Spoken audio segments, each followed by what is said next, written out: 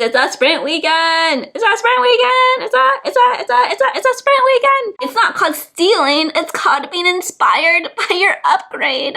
They're like, we are tired of being overweight and we want to be included on podium too. The way they were like, how could he ruin everybody else's lap time? Like, this man has control over his car. He didn't build that car. This man is out of the race before he even starts. So they're like, nah, we're not gonna use fresh tires for this. That boy is limping towards the finish line because this is the last lap. Hey F1 fans, welcome back to F1 Chats with your host Ogin, and I'm here to catch you up on everything that happened during the Miami race weekend.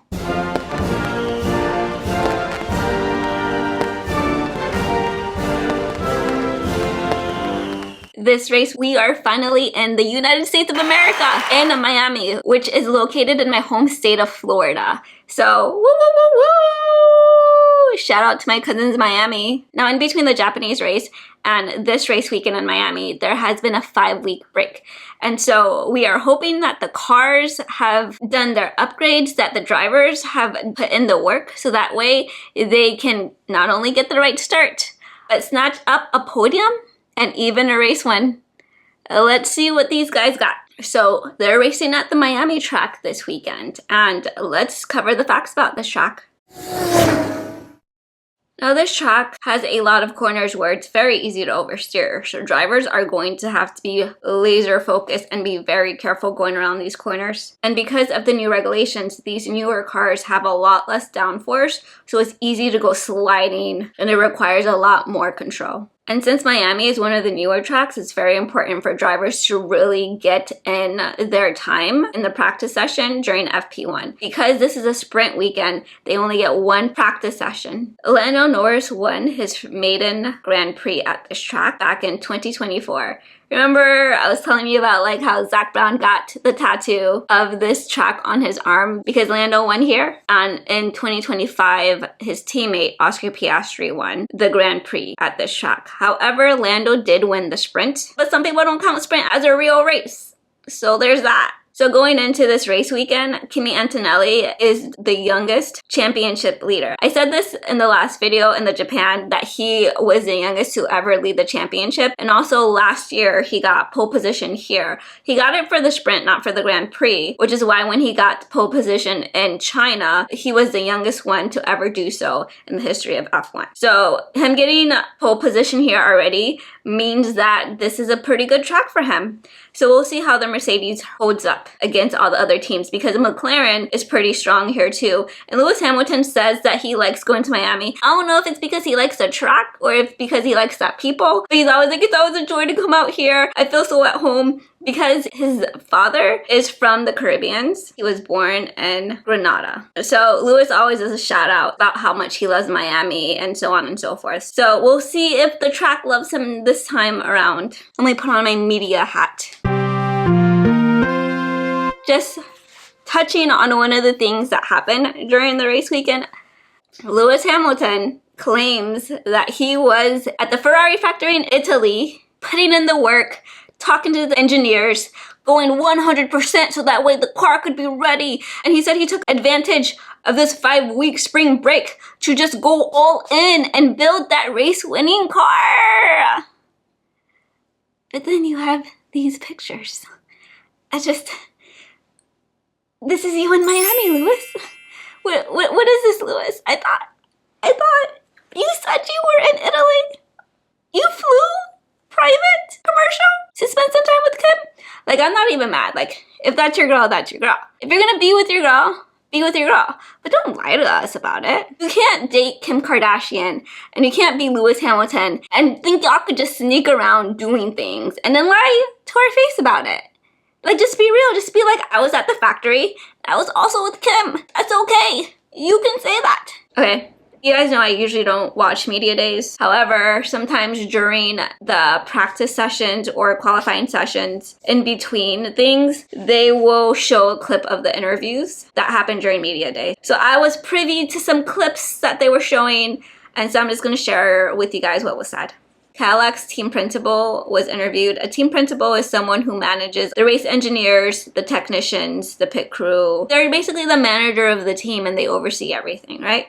That is called a team principal, or TP for short. So Cadillac's TP said that we aren't trying to win races. We are simply trying to close the gap between us and the car ahead of us. And basically what that means is that they are aware that they are very new to F1 and they're aware that they're not going to be winning races back to back during their first year. Because you can't just suddenly make a car better. That's a back marker. And I know the F1 movie makes you think that you can do this. You can't do this. Like, it has to be an extreme circumstance for you to be a back marker team and win a race. We saw it in Brazil when Alpine was on podium. That was crazy. But that's because it was wet conditions. And with wet conditions, anything can happen. It gets real dicey real quick. And we've seen Carlos Sainz do it 3 times last year. He got podium, and not a race win, but he got podium. That was epic. Like, epic. He outraced Lewis Hamilton to get a podium. To be fair, he wasn't in a back marker team. He was in a midfield team. It was better than a back marker team. However, to outrace like at least 2 top teams to get podium, that's crazy. So he did that. It's possible for a midfield team who's been there for a while with regulations that they've been playing around for a while to get a podium, because we saw that with Carlos Sainz. Carlos Sainz is an exceptional driver. We gotta give credit where credit is due. So we can't say it can never happen. However, if you are a back marker, and if you're new, it's not impossible, but a goal that would be good to aim for is just to beat the team in front of you. And that's what Cadillac says that it wants to do. And so I'm like, that is a great goal. Like, we're really proud of you. And they have 2 veteran drivers who has raced for F1 for over 5 years, so they'll be fine. Now we move on to Fred, who is the TP of Ferrari. The question had to do with how does he feel about his performance so far, and he's like, I'm happy we got points. We've been getting points left and right, and I'm just happy we're finishing in the points. We have a lot of potential. We're still very early on in the season, so we can't say what's gonna happen. Obviously Mercedes is ahead, but like in 6 and 7 races, we'll see what's up. And I'm like, brah, you did an 11-part upgrade. You are ready to dominate. You're like, all right, we're good, but like, let's see if we can get better than Mercedes, because we're gonna keep upgrading this car, you know what I mean? He reminds me of Leclerc. Leclerc is all like, yeah, we're good, but we could be better, so we'll see. And I'm like, all right, I guess like it runs in the team. James Vowell is the TP of Williams. It's funny how he's the only one that I know the full name of. It's because my F1 bestie, she said she really likes the way his mind works. Like, he's very like a numbers guy. And so she's talked about him before, which is why I know his full name, James Vowell. Anywho, the lore about James Vowell. He worked for Mercedes for a number of years. He was, if I'm not mistaken, the race strategist for Mercedes during Mercedes' dominant era. And he was there with Lewis Hamilton, and they were dominating. Like, they had a great car, great race strategy, and they were unstoppable for almost 8 years. And then he left to go be the team principal at Williams, which is higher on the hierarchy and probably also a higher paying job. So that's what he started doing. After he left, Lewis Hamilton also left for Ferrari. I think he left in 2024, if I'm not mistaken. And Lewis Hamilton left in 2025. And so Toto was just left behind. He'll be fine. He'll be fine. So James Vowell's answer was, we are not only thinking about races, but all of the races from here on out. The gap from the front is so large, but we're taking small steps. And we'll keep taking those small steps to close the gap. Is this man just speaking poetry right now? Like, what is this? Anyways, I was like, wow, beautifully said. Before the regulation changed, Williams was at the top of the midfield team cars. And now they're like at the bottom of the midfield team cars. So they're like, gotta get to work. And like I said, last race, they really took a beating. Like, their team being so overweight, having their team ambassador run away from them, and then like falling from grace because they're like, no, like, we're the best midfield team. And now they're just like, we're struggling. It's just like, wow. And that concludes our gossip corner. Now it's time for Tech Talk. Now there's quite a lot of things that happened because a lot of people upgraded their cars over the 5-week breaks. Like, that's 5 weeks. Like, usually the longest they get is about 2 weeks in between. This early in the season. So having that 5-week break will really help them out because they get to see how their car performed and they get to see, okay, what are the other teams doing? How are the other teams racing? And then use all of that data point to actually work on upgrading their own cars. Speaking of which, everybody loved the rotisserie wing that Ferrari did a couple races ago. And so everybody's all like, all right, like I saw how Ferrari came out of nowhere after they did that upgrade. So you already know I'm also gonna do that upgrade too. And it's fine. Teams do this all the time. It's not called stealing. It's called being inspired by your upgrade. It only took everybody like one race to be like, all right, after Japan, we're going for it. And they went for it. McLaren did a massive upgrade. Their upgrades were focused on improving the aerodynamic load and efficiency across all conditions. So Ferrari wasn't playing. Ferrari was all like, I saw what the upgrade did in China and I'm gonna go for it. They did 11 upgrades. 11 upgrades. And they were like, we ain't playing no more. Like, we were on podium in China and we're gonna stay on podium. That's what they said. But Red Bull also came with upgrades as well. They even ended up shedding 10 kilograms of weight. They were like, we are tired of being overweight and we want to be included on podium too. That's what they said. So that's what they're doing. The teams that did not upgrade are Mercedes, Alpine, Haas, and Aston Martin, which is crazy. Why would you not, Aston Martin? Like, why would you not? But apparently in Japan, because remember when I said the Honda engine was the one that's shaky? Well, the Honda factory is in Japan. So while they were in Japan, they received an upgrade package where it was supposed to stop the vibration. And so they are just gonna race with that for now. And if all goes well, they're gonna do an upgrade at the next race, which is in Canada. So they didn't run that anti-vibration last race because they didn't have any spares. So I'm guessing during the break, the Honda factory developed a lot more spares and they've been testing it and running it, and we'll see if they finish the race. At this point, remember Jack Crawford's interview? He's like, we just want to finish a race. That's all we want to do. So hopefully they can finish a race here in Miami and that'd be great. I remember I said that there were going to be new regulations because of the hot mess that happened the last 3 races, particularly in Japan where Behrman suffered a 30G crash. 30 Gs! If you watched my F1 starter video, you will find out that during a rocket launch, an astronaut only experienced 3 Gs. Now add a 0 to the back of that. That is what Behrman experienced when he went sliding across the track and slammed into the wall. That boy was shook. I was shook. We were all shook. So because of that, drivers were like, we were telling you that we were not very confident about how safe the cars could be, especially because if you're racing someone all out, and I explained this in the last video, but like a quick recap is if you're racing all out and someone loses the charge that their battery has, the car's just gonna abruptly slow down. So having to get out of the way abruptly, like a phase of maneuvers, that led to Behrman's accident. And so the drivers were like, it shouldn't have happened. And it's right, it shouldn't have happened. There should have been more safety precautions in place. However, now it seems that they did update the regulations so that way it can be safer for drivers to drive. And honestly, it wouldn't be an issue if the drivers weren't driving with batteries, but you know, here we are in this hybrid engine era, trying our best to survive. I know people are biased, they're like, bring back real engines, but I'm like, I've never been more entertained. So I can't be mad. The racing is so good now. I don't know what it is. I don't know. It feels like more is on the line. Like there's a lot more to lose. I am at the edge of my seat every race. I literally can't. Okay, so now let's talk about the new regulations. So basically, everything is just like slowing the drivers down. They're like, actually, we gave you guys a little bit too much power and now we gotta dial it back. So they're dialing everything back and just seeing if going a little bit slower will do better. And it's fine because the cars were going about 5 to 6 Gs as long as I've been watching, which hasn't been long because I started back in October of last year, 2025. So I'm guessing the slowdown, we might not even notice it that much. So they're just covering all their bases. And so moving on, there's flashing lights on the cars now now that warn drivers around them if they're about to like slow down, abruptly stop, or like if they've lost power. The last regulation change that I am aware of is the low power start trial. So basically, your engine gets a little boost if you aren't starting at a certain speed. And that concludes Tech Talk. And now, time for FP1.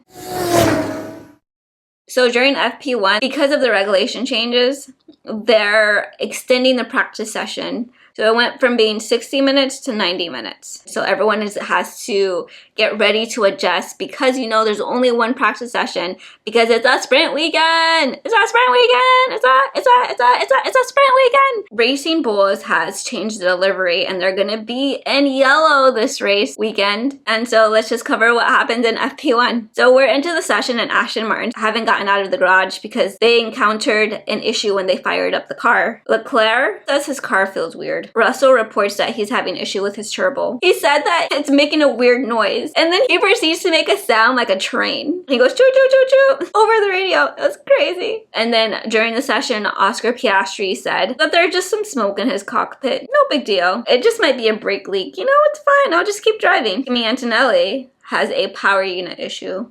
And so they're not going to be able to fix it for him to continue during the session. So he's just like out for the session. Juan Pablo, who's a part of the media team now, he joined late last year. He is a former Formula One driver. And so the reporters were asking him like, hey, Kimi's out of the car. Like, is this going to be devastating for his race? Juan Pablo's like, no, look at their faces. They're laughing. They're cheerful. They're not even mad. So it's probably fine. Also, like I said before, Mercedes engines have been having crazy power issues since the start of the season. So every team with a Mercedes engine has like suffered some kind of power unit failure. We're just stating facts, right? So Kimi having like a power unit issue with a Mercedes engine, it's not very surprising. Something to note is that Max is seeming very happy with his car, which is good because Red Bull made the upgrades. And so if he's happy with his car, he's gonna win races. I mean, he'll win races either way, but like he'll probably win more races if he's happy with his car. So the top 5 for the FP1 session is Leclerc, Verstappen, Piastri, Hamilton, and Antonelli. And now on to sprint qualifying. When sprint qualifying starts, my first thought was like, dang, that break must have been real good because they had a intro to recap the whole season up until this point. It's like the media team had so much time on their hands. They really were like, you know what? There's 5 weeks of nothing to do. You know what would be a good idea? Make an epic race recap intro. And that's what they did. Is this some kind of TV show where I'm just like tuning in after like season 1 ended and you're just telling me everything that's happened last time on F1? It was crazy. I was screaming. It was epic. You should watch it.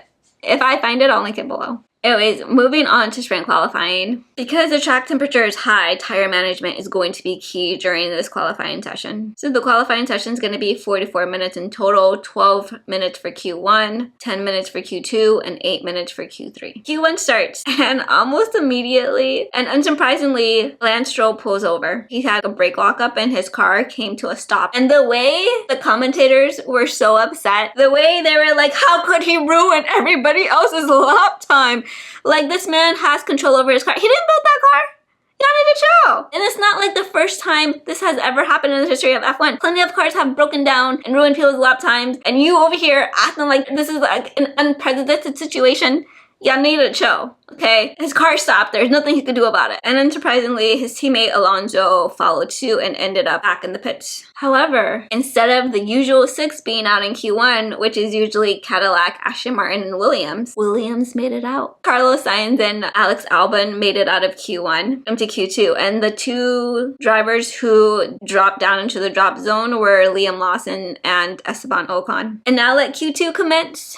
So Q2 is very interesting too. The Williams did not make it out of Q2, but the fact they made it out of Q1 was very impressive for them. However, Carlos Sainz did not feel the same way. Instead, he said that they are 3 steps behind of where they actually should be. So he has high hopes for the team. He seems like a very calm and level-headed guy. It's not like he was yelling or anything. He's very chill and he's very like focused. So I hope that they do get 3 steps ahead. Like I said, they've been having it rough. And guess who makes it into Q3? And guess who doesn't make it into Q3? So Lindblad does not make it into Q3. He is out in Q2, and Colapinto makes it into Q3. Q3 commences, and nobody goes out on track right away because they only get 1 set of tires during this race weekend. So I'm guessing they get 1 soft, 1 hard, 1 medium, and that's it. Usually they get like 2 sets depending on what track they are on, but this race weekend they got 1 set of tires. So they're like, actually, we're just gonna save our tires and we're gonna go out as late as possible, because the more people go out, the more rubber falls off of their tires. And if you get more rubber off of your tires, the next car that comes along will have more grip on the road because it's filled with like bits of rubber. So they use that to grip the track. Q3 goes by, and the top 3 are Norris, Antonelli, and Piastri. Remember, last year Norris won the sprint here, and last year Piastri won the Grand Prix here. Is McLaren back? Everybody was so excited last race. They're like, oh my gosh, we think McLaren is back. Like, is McLaren back? Oh, they're so back. I mean, I know it's like a sprint, but like seeing them get or almost get a 1-2, seeing them be in the top 3 after a qualifying session is such a great improvement for them. So we'll see if they'll be able to reign supreme once again and be one of like the top cars during this F1 season, or will it all slip away? Tune in next time. I'm just kidding. So after the sprint, the person who got pole position usually gets interviewed. And during his interview, Lando Norris says, it's nice to feel some grip again. It's tough to know if we were going to be able to gain some positions, but this track has always been good to us. We knew what we were bringing into this race weekend, and it's been proven that it was the right thing. I've been feeling really good this weekend, and the team did a really great job. And I'm glad we got everything in a good window straight away. And he says he's really proud of his team. Now, I will cover the sprint. Okay, now let's cover the sprint. So before the sprint even starts, Alex Albon was given a grid penalty. So he went from 14th place all the way down to 18th place. And the reason why is because he exceeded track limits during SQ1. But the racing stewards didn't see it until SQ2. Apparently it was brought to their attention during SQ2, which means that somebody snitched, somebody ratted them out. And I'm not gonna say who.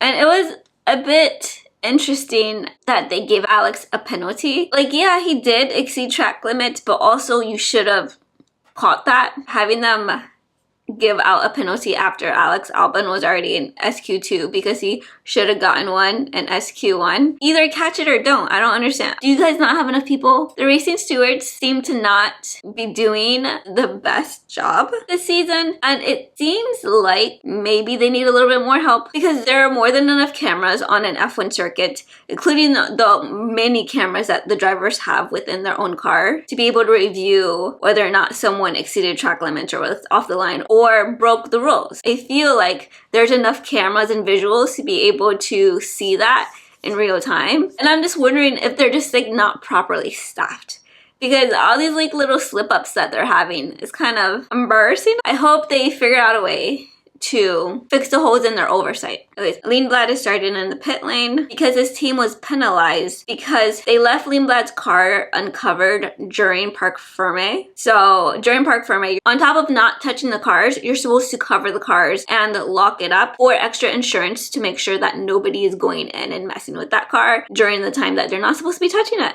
So they failed to cover his car after qualifying. Therefore, Lindblad got penalized and now he started in the pit lane. So he had placed 16th.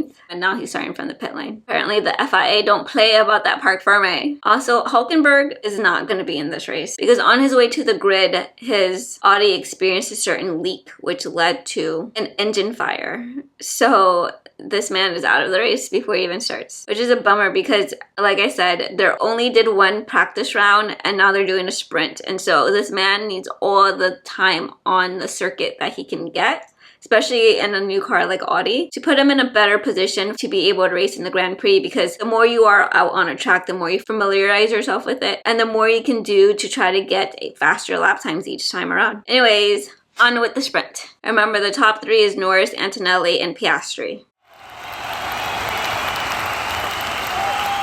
5 lights go out, boop, boop, boop, boop, boop.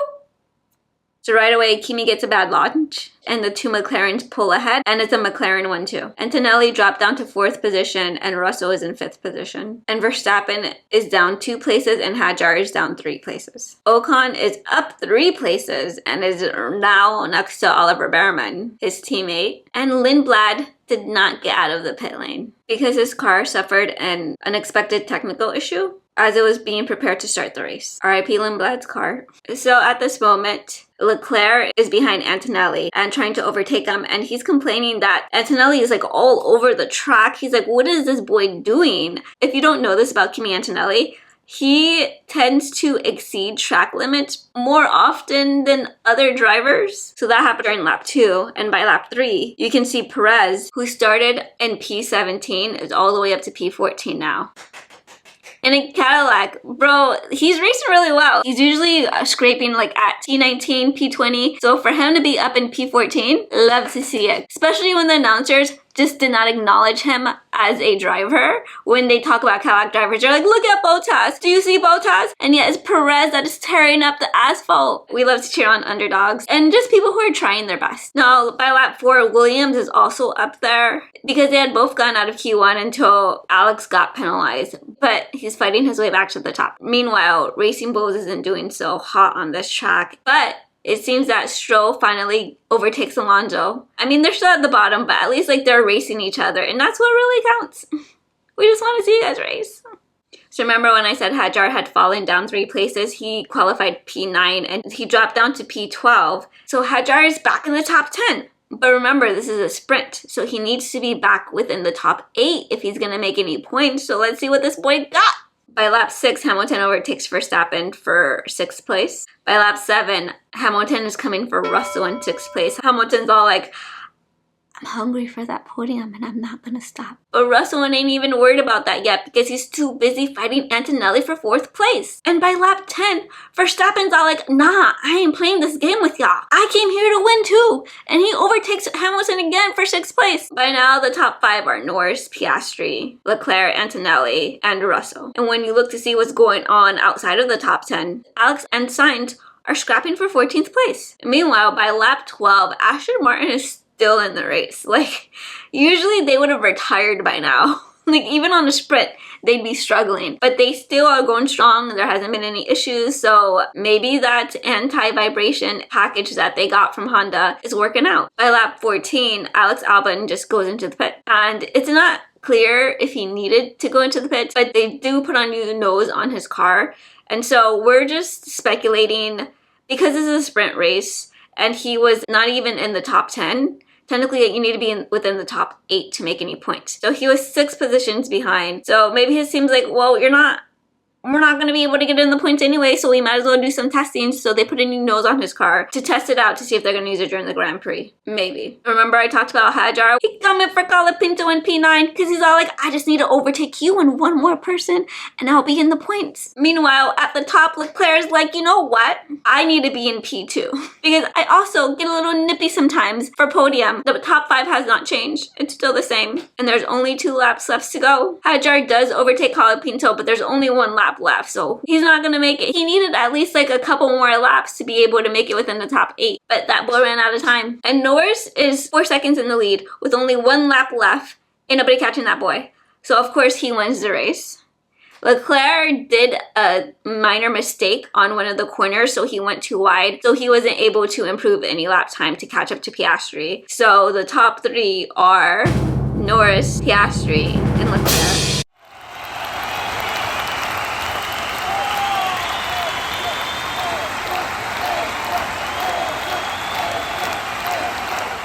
And that's it. The sprint is over. Yay!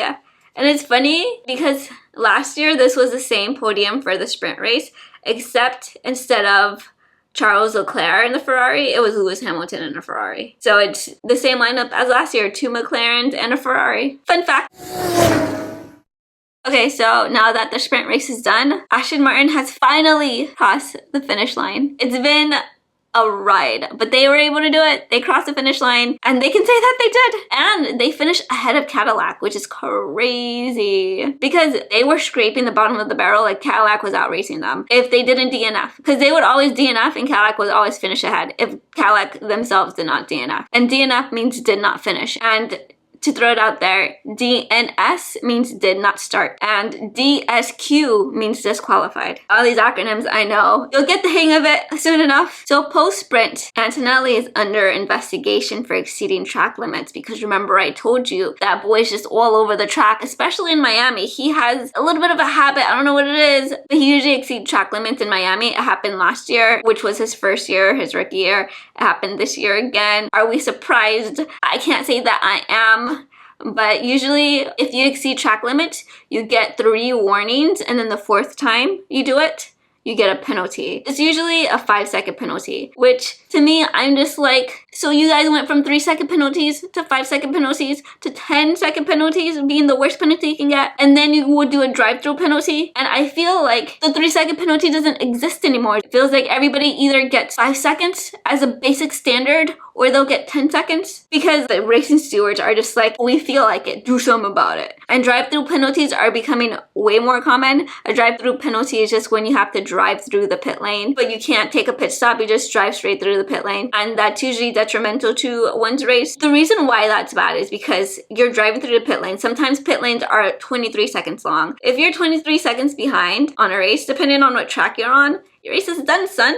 So having them do a drive-through penalty and not being able to change their tires to get like a faster tire so they can catch up to the rest of the peeps is insane. So that's why you never want to get a drive-through penalty. Anyways, the investigation is already over. I think someone also snitched on Antonelli during this race. They were like, he's exceeding the track limits a lot, so like somebody better check on that. And I'm gonna say who. Antonelli did get a 5-second penalty, which caused him to drop down 2 places from where he finished. So he finished in 4th, and with his penalty, his finishing position changed from 4th to 6th place. Verstappen, after the race, he was giving like Lewis Hamilton vibes from last year. Last year, since Lewis had, I don't know if I can say it's the worst year of his career because I just started watching last year, but it was detrimental to him, so much so. He's like out of his car. He has like a really serious face on. He's looking at people's tires. As far as I understand, you can't touch another person's car, but you can kind of like look at their tires to see how they look like. And usually drivers look at other drivers' tires to check to see how bad the wear on their tire is, and to understand, okay, this is the kind of tire management I need to have if I want to have a faster lap time. Because if someone finishes in front of you, you're like, wait, oh, so like, what? How are you managing your tires? Like, I need to take a look so that way I can take some notes, because like I said before, everybody is taking notes on everybody else's car. So like when someone does an upgrade, someone's like, write that down, and then they watch to see like, is that upgrade even worth it? Ooh, and if people are getting upgrades and finishing on podium like Ferrari did, where they did the little rotisserie ring, the flip-flop wing, and they were finishing in really high places, the other teams are like,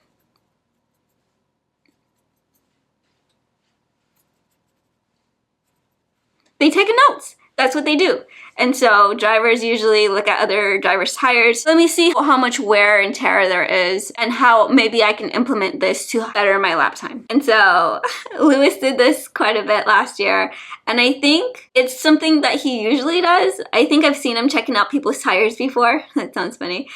But I haven't seen Max Verstappen do it. They said that his car is doing better this weekend, so we're hoping that he's good. Oh, and Bortoleto, who started in P11, got disqualified from this race. Apparently, when they looked at his car, they found out that his tire pressure exceeded the amount of pressure that it's supposed to have, so that boy got kicked out. So they erased his track time, and it's like he never raced, because the FIA don't play about those car regulations. They don't care who you are, they just come for you. All right, and so then during the post-race interviews, this is what our top 3 drivers had to say.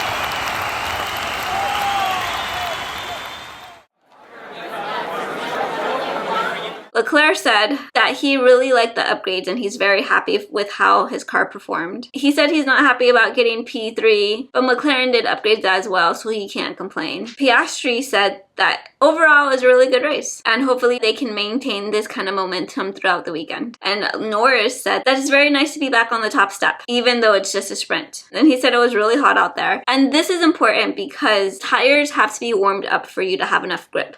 But if your tires are warmed up too much, it can end up overheating and your tires can get destroyed faster. It's a very fine line with tire management, so you really got to be careful. So if the track is hot, you got to be ready. All right, now let's go into qualifying. Qualifying happened right after a sprint race. So this is the qualifying for the Grand Prix. So during Q1, Bortoleto didn't go out right away because his car was still impounded by the FIA because of his race violations. So basically, when Bortoleto gets his car back, his team is working hard to like reassemble and rebuild certain parts of the car. This Q1 was very interesting. Piastri in a McLaren, who got P1 and P2 during the sprint, ended up at the bottom of Q1, barely making it out. Barely. And it's because he was driving on older tires, because during this race weekend, they only get one set of tires, which is crazy since the track is so hot. And Sainz was able to jump out of Q1. He qualified P9, and he was able to make it out of the session into the next. And most of the top teams, sorry, this is kind of backwards. Most of the top teams went out on older tires because maybe they were listening to the commentators, how the commentators were like, it's always Aston Martin, Cadillac, and Williams at the bottom 6. Like, we ain't even got to worry about it. So I'm guessing the teams took notes. They were, write that down, write that down. So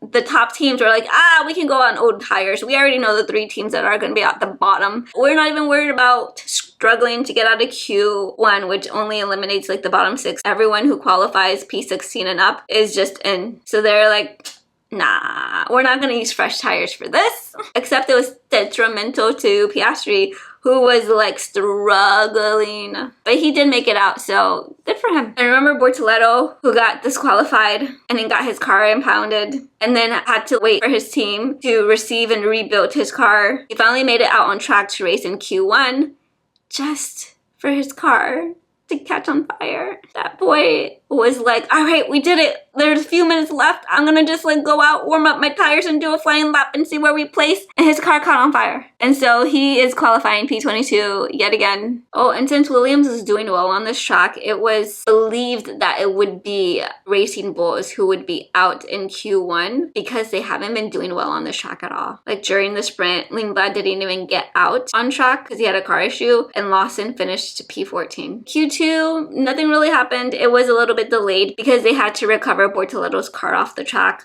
But once it got going, it was pretty normal and standard. Except Alpine makes it into Q3. So Alpine is within the top 10. They've been doing really well this season. They have been finishing as like one of the top midfield team cars. It's like Williams got shoved down to the back marker and Alpine just rose up and took its place. All right, and Q3 happened and McLaren, they're just not doing as hot as they did during the sprint. And so we're just like, y'all good? Meanwhile, Max is up there keeping up with Ferrari and even overtaking Ferrari during qualifying. So the top 3 is Antonelli, which is his 3rd pole position. Only 2 or 3 other drivers have done this in F1 history where they got pole position, won their maiden Grand Prix, and got the next 2 pole position, giving them a total of 3 pole positions since winning their maiden Grand Prix. 2 other drivers have done this, and Antonelli is now one of them. And he's the youngest one to do so. So Antonelli gets his 3rd pole position at a Grand Prix. The next one is Max Verstappen. Max Verstappen qualified P2! Okay, so we're excited about that. I feel like I can't say I'm a Max Verstappen fan wholeheartedly, but I feel like every time he just proves himself to be an exceptional driver. And so I'm always like rooting for him, like low key, because he was the first driver who ever impressed me when I started watching F1. So I feel like I always have a soft spot for Max. And P3 is Charles Leclerc.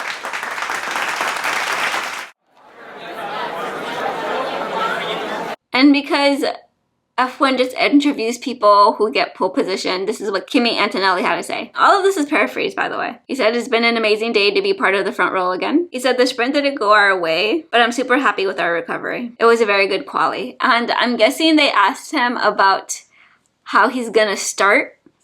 Because if you remember, Kimi Antonelli has not been having good race starts. He said he was gonna practice his race starts during the spring break, And we didn't see evidence of that during the sprint, but we'll see what happens. He said hopefully a magic start happens tomorrow. We're not looking for magic, Kimmy. We're looking for consistency. We're looking for persistence. We are looking for the work that you've put in during the spring break. And then he ends it by saying it would be nice if he didn't lose any positions on race day. Okay, Kimmy. Okay. Now they interview Max. Max says, for me, it's two things. I have no idea why I don't write any of the questions down.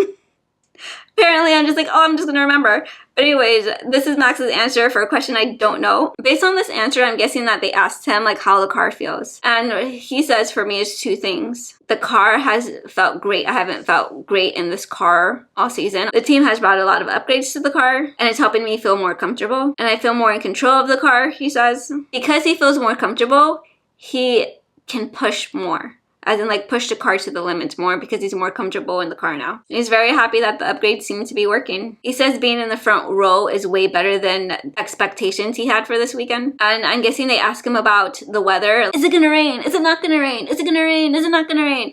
Anyways, he said, well, you know, we're gonna start the race first and then we'll worry about the weather. And now it's Charles. Charles, I always love Charles' interview. It's always very, I don't know, logical. So Charles says that he did push the car to the limit, but at the end of the day, he wasn't fast enough. He said that the qualifying session was very tricky and the wind was changing slightly every run. So it was very tricky to be able to predict how to get the fastest lap time through certain corners. And all in all, he says he thinks that tomorrow will be a wet race. So we'll see what happens. And then they all take a picture. Oh, and then the sad news about qualifying is that Hajar got disqualified. So he got his lap time erased from qualifying because of a floorboard infraction. So now he is in P22. We thought it was going to be Bortoletto, but it ended up being Hajar. Womp, womp, womp. All right, now it's time for the Grand Prix. So just to cover, before the race starts, Hajar is going to be starting from the pit lane because he changed his power unit during Parc Fermé. And I'm guessing because he got his laptop deleted and it was already started from P22, Red Bull was like, forget this. And then they just changed out his power unit during Parc Fermé. They're like, we'll start from the back, no problem. Let's just upgrade this car too. Like, we don't even care anymore. Like, what more could you do to us? And so he's going to be the only one starting from the pit lane. So now we have our starting grid.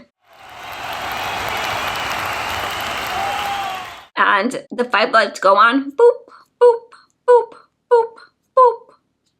And they go out and the race starts. And that start, everybody got scrappy with each other. And Leclerc, who was starting from 3rd place, gets a really good launch. He jumps off the line and he is now leading the race. This boy wasn't playing. Kimi went off the racing line. I don't know. He was like doing his own race for a little bit. He went wide and he just like lost his position. And then you have Max who's just like spinning out of nowhere. And you're like, what the heck happened? And Max is now down to P11. He went from P2 to P11. And then Hamilton and Colapinto make contact. That starting launch, everybody was like, got their elbows in. They were like, excuse me, coming through. The drivers who got out of that scrap were Leclerc in first, Antonelli in second, and then they're followed by the 2 McLarens, which would be Norris and Piastri. Russell's gone, Hamilton's been hit, and Verstappen had to spin, so all of them fell to the back. Now during the replay, we got to see why Max spun out. Apparently, when Leclerc was taking off to launch off the line, he and Max collided, which caused Max to spin out and lose control of the rear. So they were side by side, and it's like Leclerc was squeezing Max a little bit. Max lost control of his rear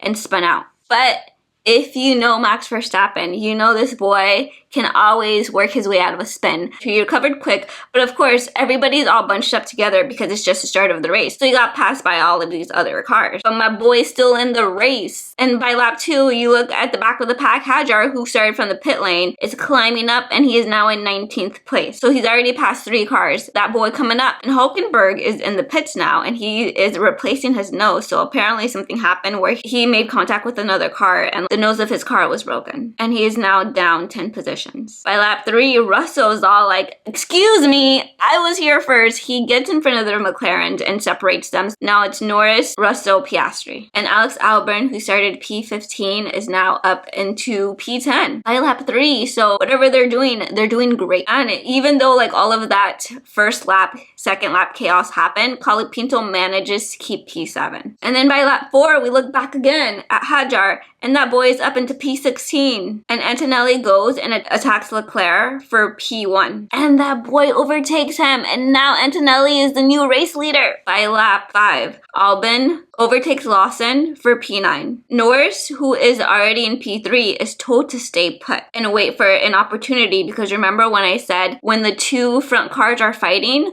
the third car needs to like lurk in the background and wait for an opportunity, because as you're fighting, you're gradually going slower. So there's always going to be an opportunity to overtake. So he's told to stay put in P3 and see if Leclerc and Antonelli tire themselves out, so that way he can take advantage of an opportunity if one presents itself. And Antonelli and Leclerc fight it out again, and now Leclerc is leading the race. And by P6, Hadjar is in the wall!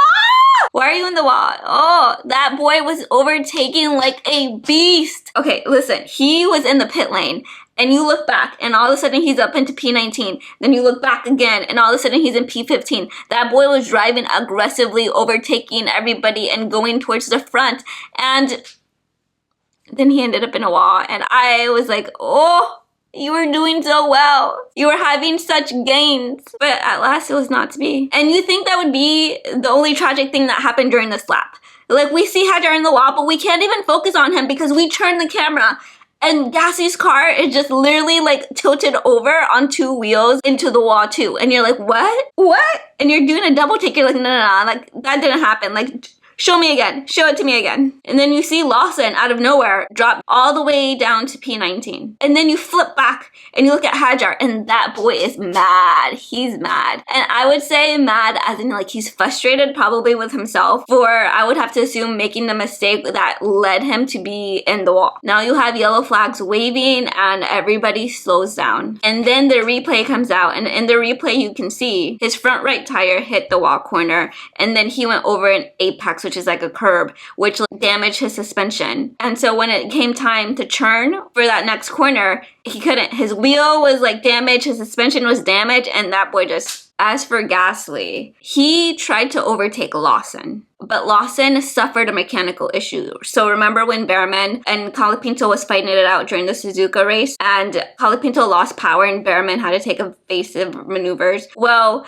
it kind of is like that, where the situation is that Gasly went to overtake Lawson, but Lawson had mechanical failures and kind of lost power, causing his tires to lock up during the next corner. And because he locked up, he ended up making contact with Gasly. And he hit Gasly's car so hard that Gasly's car flipped over, did a barrel roll in midair, and like hit the wall. Because he was in the air, that's why two of his tires was like off the ground, and he was like just crooked. Oh, by the way, all the drivers are fine. Whatever damage was done was mostly to the car, and the drivers walked away just fine. Because of two collisions, the safety car is out. And because Lawson's gearbox malfunction by lap 8, he's out of the race. People are saying that it was a gearbox failure. Will we ever know? I don't know. Sometimes teams are very hush-hush about what the trouble with the car is. So we only know as much as they tell us sometimes. Okay, so by lap 9, because of the safety car, interestingly enough, Verstappen is the only one to pit. And rain is supposed to come during lap 25. So it could be that drivers are gonna wait to see if they need to change their tires into like intermediate or wet tires. So they're thinking, why take the free pit stop and waste a tire if we're gonna be driving in the rain anyways? We might as well just survive on the tires we have now, and if the rain comes, we'll just switch into the other tires. And it is a one-stop track, which means that your tires will last, and you would only need to use 2 sets of tires, so the grip of your tires should last longer. But Verstappen took that free pit stop, so we'll see what kind of strategy he has. And if you're like wondering, well, I mean, it's just rain, like why are people so touchy about the rain? Rain will make or break your race. I have seen World Championship holders lose because of rain. And I've also seen underdogs, like teams that you would never expect to win, take podium because of rain. Rain can make or break your race. It is very important to pay attention to it.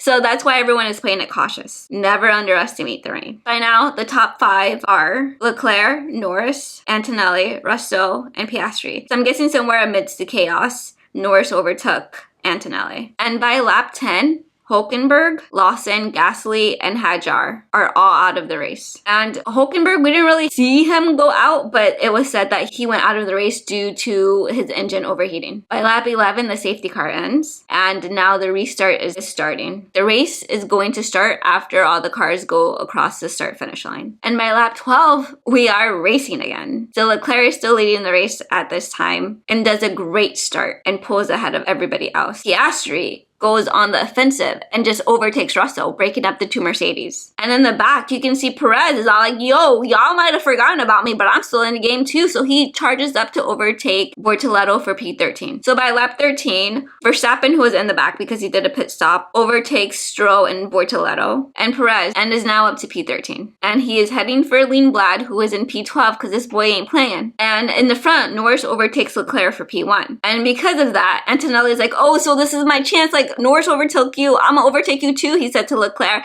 Leclerc is like, nah, close that door. And so they're scrapping. Antonelli overtakes Leclerc, but Leclerc overtakes him back and keeps his P2 position. During the lap on the radio, Russell says that he was on the wrong start mode and that's why he didn't get a good start. Since Antonelli and Leclerc are fighting, it might be a chance for Norris to pull ahead. So they gotta be very careful because the McLaren could be real quick. So by lap 14, Antonelli and Leclerc are still fighting, with Antonelli in the lead this time. By lap 15, Verstappen overtakes Ocon for P11, but he doesn't stop there and he continues charging forward and overtakes the Williams for P8. And Verstappen is not playing around. He keeps charging forward and he heads towards Behrman to overtake him as well. Meanwhile, Colapinto is still chilling in P7. By lap 17, Piastri overtakes Leclerc. That boy Scrappy, he's like, excuse me, that was rude. And so he overtakes him again and he keeps his P3 position. Antonelli at this point is now only 2 seconds behind Norris and is coming for him for P1. By lap 19, everyone's talking about it's gonna rain, it's gonna rain, it's gonna rain, we gotta be careful. It's gonna rain within the next 5 laps. Meanwhile, Verstappen is coming up on Colapinto for P7. And by this time, the top 5 are Norris, Antonelli, Leclerc, Piastri, and Russell. And by lap 20, Verstappen is under investigation for crossing the white line during the pit lane exit. And so I'm just like, dang.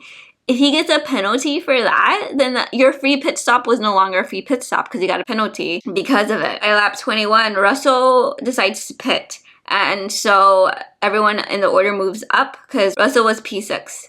So Russell pits, Colapinto becomes P6, and Verstappen overtakes Colapinto for P6, and now Colapinto still remains in his P7 position. And because Russell pitted, by lap 22, Leclerc gets caught into the pits because they want to do an overcut on Russell. Usually if your rival pits before you, then you want to like pit right after them because then you'll be on fresher tires and you can possibly overtake them coming out of the pit lane. But it didn't work.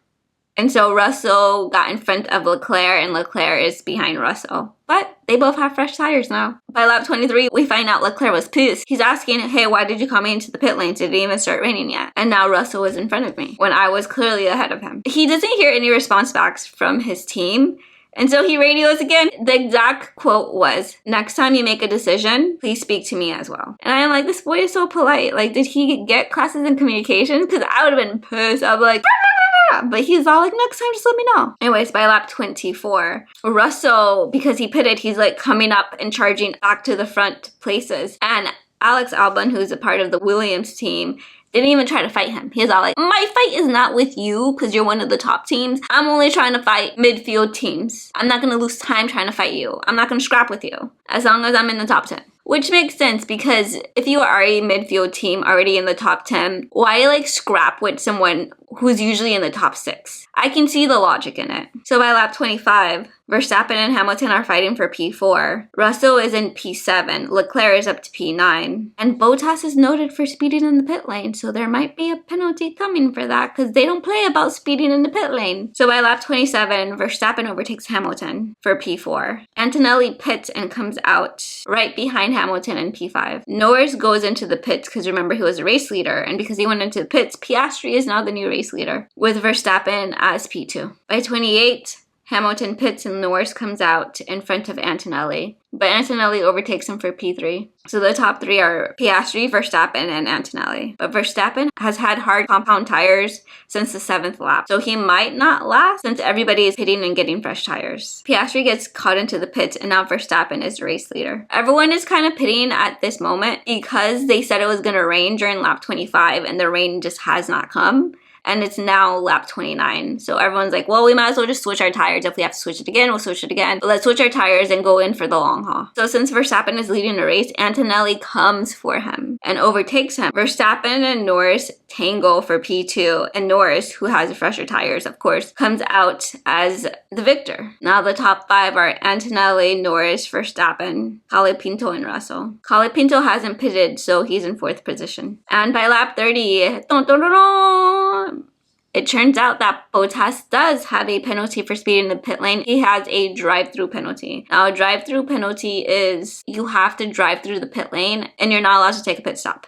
So usually, depending on what track you are in, it takes anywhere from 19 to 23 seconds to go through the pit lane. So he's losing that time. So his penalty for speeding in the pit lane is to drive through the pit lane. Okay, by lap 31, Leclerc gets past George Russell for P5 and Bottas serves his penalty. By lap 33, Russell is saying that he does not like this track.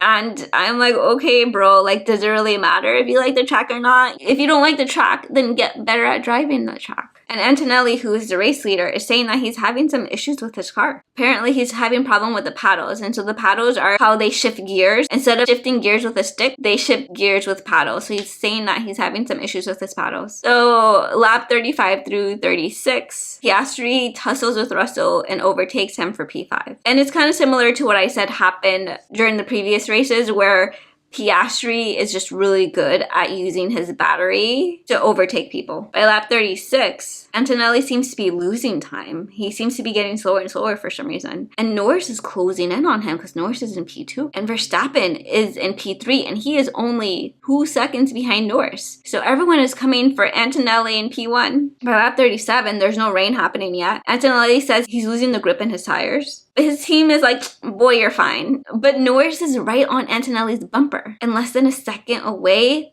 just waiting for that opportunity to take P1 from him. So the top 5 are Antonelli and Norris, Verstappen, Leclerc, and Piastri. By lap 40, Aston Martin is still in the race. And this is really good because they were DNFing all the time. So I'm guessing that car upgrade they made really did stabilize their car, but they're still at the back of the pack. By lap 42, we're wondering, can Antonelli hold his P1 position while having car issues? And having Norris right on his bumper, hustling him for P1? Will Max finally go back to the pits because he's been on those hard since before lap 10? Or is it just too late in the race and he just decided, like, whatever I finish is fine? Because will he take the risk and do the pit stops even though there's only less than 20 laps left? And will Piastri settle for P5 or will he hunt Leclerc down for P4? Stay tuned. I'm just kidding. So we're all wondering all of these questions and we'll see what kind of strategy everybody has for the last 20 laps of this race. By lap 44, Leclerc has closed in on Verstappen for P3. He's only 2 seconds away from him and will be practically on top of him within 2 laps. By lap 45, Norris radio is saying that Kimi keeps violating track limits. Are you the FIA? Are you the racing stewards? But this boy is looking for any kind of opening so that way he can overtake Antonelli, even if it has to be because of a penalty. By lap 46, Verstappen is 18 seconds behind Norris and Antonelli. But Leclerc is 1 second behind Verstappen. And Antonelli gets told to stay within track limits, so I guess he is about to get that time penalty if he doesn't stay correct. And this is the second time he's been warned about violating track limits. And let's not forget, Antonelli has gotten a time penalty for violating track limits on this track before. It was a 3-second penalty, so let's see how he does. By lap 47, Verstappen and Leclerc are fighting for P3. They dance for a bit, but of course Leclerc comes out on top because he is the one with the younger tires. So he overtakes Verstappen for P3. By lap 48, Antonelli comes on the radio again and says that he is having a problem with the downshift. And there's only 9 laps left to go, so let's see what happens. Will he be able to continue on with the race even with having all of these car issues while Norris is right behind him? Let's see. By lap 49, Piastri and Verstappen tangos, because Verstappen is just losing time because he's on such old tires. But is it even worth it to change it out now, even though there's only 10 laps left? Because if he changes it out now, he's gonna end up like somewhere in the back, further down from where he already is. And there's no guarantee that he'll be able to overtake all those cars and get back to the position that he has now with only 9 laps left to go. So there's a chance he might just keep his position and just let some cars overtake him so that way he doesn't end up further down. Colapinto, meanwhile, is now in P8. But he's just holding on to his position. He's like, P7, P8, as long as I don't drop out of the top 10. And he has the Williams cars right behind him. And so they're doing really well during this race. Before they were in the bottom 6 a lot. And now being in the top 10, that's a huge improvement. The top 5 are Antonelli, Norris, Leclerc, Piastri, and Verstappen. By lap 50, because of the gap between the Mercedes, there's speculation that Antonelli is actually a good driver. And it's not just because of his car that he's quick, but that he actually has the skills to be a quick driver. Which is crazy because all last season he showed the same kind of quickness. He showed the same kind of tenacity. And I'm guessing because of all the regulation changes, they didn't expect a rookie to be able to adjust so fast. But that boy has skills. Why are you doubting him? Anyways, the gap between Antonelli and Russell are 6th position. So Antonelli's in 1st place and Russell's in 6th place. But you know, it's because he doesn't like the track. That's why he's not doing so well. By lap 51, Russell says that his car is feeling better, that the last 2 laps felt really good. So you have to wonder if he is going to push and try to overtake Verstappen, even though there's less than 10 laps left to go. By lap 52, McLaren tells Piastri that there might be light drops of rain. And is it gonna rain? It feels very tense because if it does rain, it might change everything. But if it's just a few light drops, it might be fine. It really depends.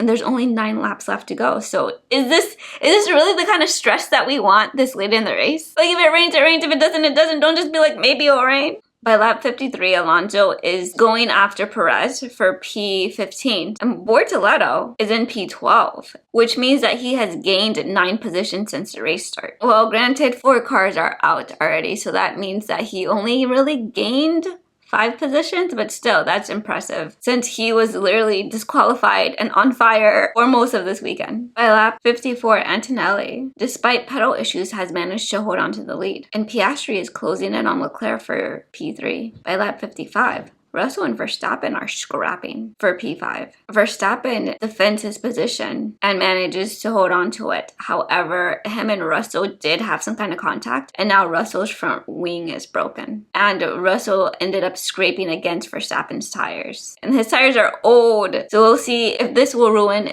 either of their races or not. And Piastri is still going for Leclerc in P3. By lap 56, Russell lunges in front of Verstappen, but Verstappen fights back. Norris is all of a sudden having problems with his rear wing, and Leclerc is using the whole track to keep Piastri behind him. By lap 57, Piastri finally gets past Leclerc for P3, and Russell gets past Verstappen for P5. And then Leclerc has a spin, but even with the spin, he manages to still keep his position. And that boy is limping towards the finish line because this is the last lap. Russell is coming for Leclerc. So let's see if Leclerc is going to be able to keep P4 or if he's going to keep dropping down because that boy is limping. He might have damage to the car. It is kind of unclear, but his pace has dropped significantly. Russell does manage to overtake Leclerc for P4 because that boy wasn't playing. He's all like, listen, I just fought for Verstappen, who has 4 championship titles. I am hungry to be in the front again. Like, you can't stop me. Only 1 lap left. Let's go. And then he overtakes Leclerc for 4th position. And Leclerc probably has some damage because that boy is limping so slow. Verstappen overtakes him. Verstappen, who hasn't pitted since the beginning of the race. And then when we watch the replay, you do see that Leclerc did pick up some damage. He spinned and he did hit the wall, but he just kept going. And he said that there was no damage. And he was able to cross the start-finish line and finish the race. Our podium places are Antonelli, Norris, and Piastri.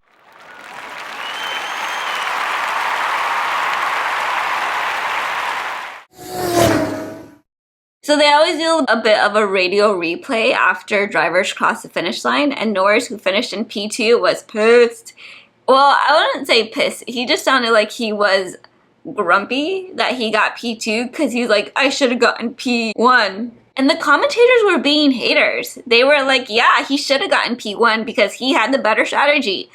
If he had the better strategy, he would have gotten P1. What are you talking about? First you're like, oh, actually Antonelli is a good driver because Russell is so far behind him. And then you're gonna be like, well, actually Norris should have gotten P1 because he obviously was on the better strategy. But like, he wasn't though. Because if he was on the better strategy, he would have gotten P1. And just throwing it out there, this is a British bias that always happens. The commentators, for some reason, they always have a soft spot for Norris or other British drivers because the commentators themselves are British. So they always kind of lean towards British drivers. I don't know if they notice this. I don't know if they mean to. I don't know if they just don't care and they just have that energy of we're going to support our peeps no matter what. Because Antonelli is Italian. So Antonelli is winning. He's breaking all the records. And they're still upset because Norris should have gotten the race win. Calm down, y'all. I bet you if Piastri was on the top step and Norris came in second, they still would have said the same thing. Because Piastri is Australian. So on to the interviews. These interviews are paraphrased. If you want to watch the real post-race interviews, I'm sure you can find them on the F1 YouTube channel. So during the interview, Kimi Antonelli says, yesterday's start was better, but our team made a great strategy. But it's just the beginning and the road is still long. But I'm going to enjoy this one. Because remember, this is his third race win after he won his maiden Grand Prix. Now it's time for Norris's interview. He says, it's a mixed bag. We got undercut and we should have boxed first. I have to be happy. As a team, we have to be happy. We'll take it on the chin. It's still a positive weekend altogether. I still enjoyed racing. Today was about who can make the least mistakes and who can push in the most areas. We did a good job and our team did a good job and I have to be proud of that. Which basically sounds like he was PR trained to be like, okay, no, you have to talk positively about the team, even if you're mad. That's what this feels like. So he's like, I have to be happy. We have to be happy. I'm proud of what we did. Bro. Alright. And then Oscar Piastri had this to say. It wasn't the most straightforward weekend, but the pace seemed more encouraging today. It was really tricky out here. Thanks to the team. This weekend we showed that if we can get track position, we can really hold it. There's a stark difference between the McLaren teammates when they do interviews. Oscar is basically like the dad. He's basically like, you know, we did great. Whatever this looks like, let's look at the positives. Let's regroup. We'll get it next time. But we're doing much better than we've had before. And Norris is all like, I guess we have to be happy. I guess I have to be proud. And it's like, broski, are you good? I don't know if you're good. It's just very interesting. And then that's it for the interviews. Now it's time to find out what happened post-race. So apparently penalties were given out post-race. For some reason, the racing stewards is like, there's too much going on track right now. We can't give out penalties during this race, even though we gave Bottas a penalty. We needed to like sit down and review Max's penalty, and we gotta like figure out what we're doing about Leclerc. And so you might not know this, but Leclerc is under investigation for driving in an unsafe condition. So basically, because he was driving with his car that got damaged during the last lap, he was driving an unsafe car, which they said put other drivers on track at risk. So they have to investigate whether or not he was good to keep going and cross that finish line. And the verdict is in. And Leclerc got a 20-second penalty. A 20-second penalty. A 20-second, like, I feel like when I saw it, I was like, what? No. Because like I said before, the time penalties are usually 3 seconds, 5 seconds, 10 seconds, and then you get like the drive-through penalty, which is supposed to be the worst form of penalty. But they gave this man a 20-second penalty because he hit the wall during the last lap at turn 3, and he just kept driving. He said that, no, the car is not damaged. I can keep going. And they gave him a penalty not because the car was damaged, but because he was cutting corners to gain track position. Gain track position from who? Who was he gaining position from? There's nobody in front of him. The top 3 were seconds ahead of him, and then Russell just passed him easily, and then so did Max Verstappen. Who was he trying to gain the advantage on? There's nobody there. But they were like, nah, that boy need to go to the back, 20-second penalty. And he dropped from 5th position to 8th position. And it's like, dang. But like 20 seconds? Not even for a damaged car, but because he was cutting corners? People were passing him. He wasn't trying to pass anybody. He was just driving, trying to cross the finish line. But whatever. The FIA does what the FIA wants. Do something about it. It's basically, every time I see an unfair penalty, I can just hear them saying, do something about it. And then Verstappen also gets a penalty. Because even though he did his pit stop during lap 7, it took them 50 laps and then some, because you know this is post-race, to be like, whoa, did he actually cross the pit lane exit? Did he actually do that? And then they gave him a 5-second penalty. Babe, why? What was the point of that? If you're gonna give him 5 seconds, why don't you just give it to him 50 laps in advance? You gave Bottas a drive-through penalty for speeding through the pit lane, but you couldn't give anything to Max because you just didn't know. And there is a conspiracy, because we're in conspiracy land now. There's a slight conspiracy that Max Verstappen might be favored by the FIA, and so they waited till the race was done before giving him a penalty, probably to see where he finished and see what would be the least damaging to his championship points. I don't know. This is what the streets are saying. I think whether or not they give him the penalty, Verstappen is a phenomenal driver. It really didn't matter. He would have still been fine. So I don't know why we're doing favoritism. And I only say this because even after he gets his 5-second penalty, he still retains his 5th place finish. Because Leclerc got the penalty too, and because Leclerc had to drop way back behind him to 8th position, and they gave Max a 5-second penalty, he was gonna stay in his 5th position either way. Because remember, originally Max finished P5 and Leclerc finished P6. Now my final thoughts. Okay, so my final thoughts is this. In the beginning, the commentators were praising Kimi Antonelli, saying, isn't he the best? He skipped F3. Not even Max Verstappen skipped F3. He must be a great driver. And today we're seeing why. Here comes the history boy. They were saying this after Norris gave his interview, where Norris admitted like, hey, we didn't have the best strategy today. We ain't got it, is basically what he was saying. And as soon as Norris said that, all of a sudden they're like praising Kimi Antonelli, and I'm like, are y'all fake? I feel like y'all are fake because y'all were just dragging Kimi, saying that like his strategy wasn't the best. But as soon as Norris is all like, well, I mean, I guess I didn't have the best strategy, y'all were like, actually, yeah, Norris is totally right. Kimi is the best. Isn't he so great? And I am like, y'all fake. And so that pissed me off. I'm like, why lie for Norris and be like he had a good strategy when he obviously didn't? I think that's the biggest thing. On one hand, they're very insightful. They explain everything to the T. Without them, I wouldn't know half of what's going on or like why some stuff happened. But on the other hand, the British bias is strong with them. Pick a lane. But also, humans are nuanced creatures and very complicated and complex. So both could be true at once.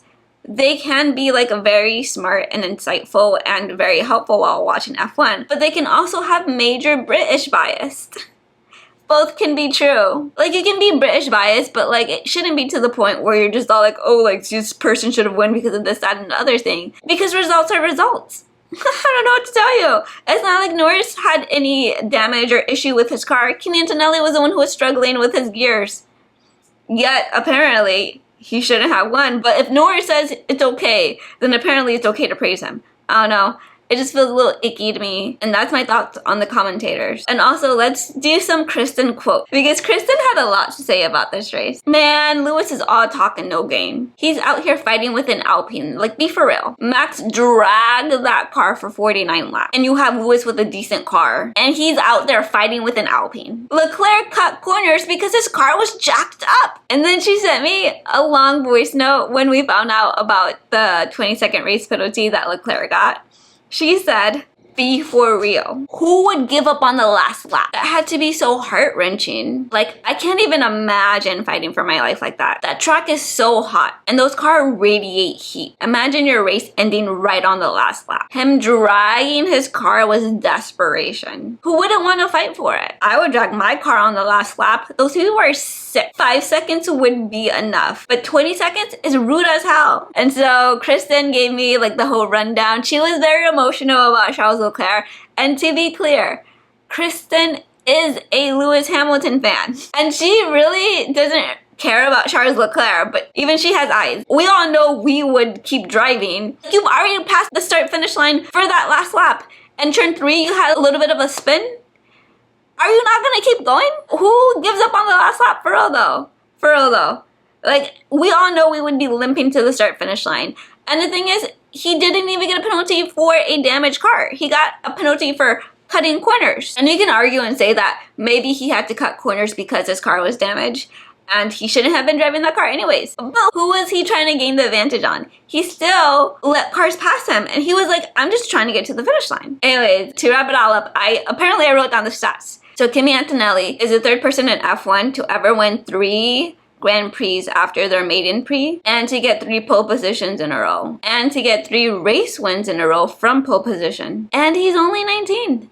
This boy is breaking all their records. Anyways, it has been fun chatting with you guys. Thank you for sticking around. I know this is a long video. I'm trying to make them shorter, but there's just so much to talk about. Sorry I've been gone for so long. It was my birthday, and then I got really sick, and then I had to get a new computer, and then. But I'm here now. I'm back, and hopefully I can be more consistent. Well, fans, that's it for this chat. Please write any questions or thoughts you had during this race recap, and I will try my best to answer them if there are questions, and I just love to know what you guys think about the race. Remember to be kind and respectful, and if you like this video, please like and subscribe, and go to my F1 Chats playlist to see more race recap and get all caught up for this season. Thanks for watching. I'll see y'all in the next chat.